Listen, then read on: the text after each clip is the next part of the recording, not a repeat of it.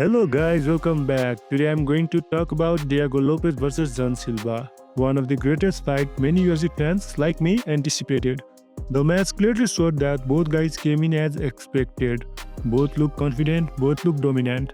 Fans were really cheering for Lopes, he was the favorite, but Silva came in very dangerous. Talking about the first round, the fight was going really well. Both guys were exchanging very good shots, and you could see some high-level striking exchanges. Both maintained distance by investing kicks because they already knew how explosive their opponents was and gave respect to each other. But from the starting of the fight, we could see Lopes turning into defensive mode more than Silva. Silva was doing better in the striking and covering distance, but Lopes was waiting for a good opportunity, which is got when Silva missed a spinning back kick. Lopes grabbed Silva's back and brought him straight to the ground. Lopes on your back usually means a submission threat. Seeing that danger, Silva instantly turned, but ended up in a full mount position in favor of Lopes. That was the key moment of the fight, where Lopes smashed a bunch of elbows onto Silva's head. He cracked him open and made him bleed. There we saw great ground and pound dominance from Lopes. But we must give a shout out to Silva. Bro really has a brave heart.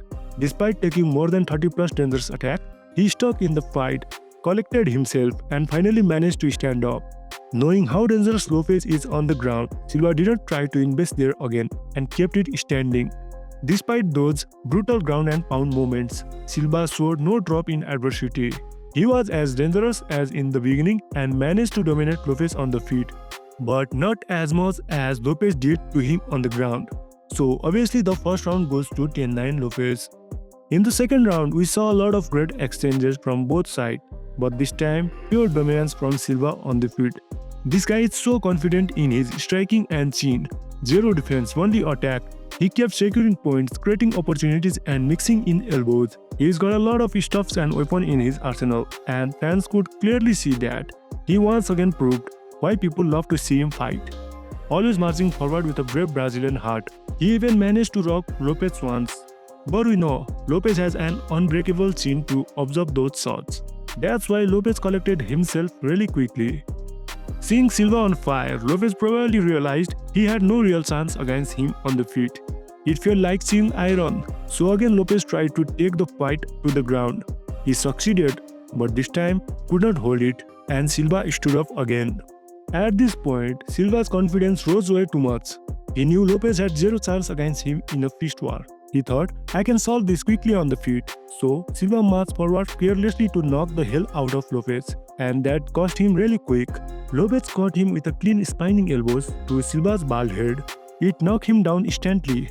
His lights were not completely out, but Lopes jumped with heavy shots. Silva was trying to defend and collect himself, but Lopes landed one after another clean shots. Silva was still in the fight, hearing the last ticks of the clock, but unfortunately the referee stepped in and stopped the fight. Once again, Diego Lopes proved himself against another dangerous warrior in the division and secured victory.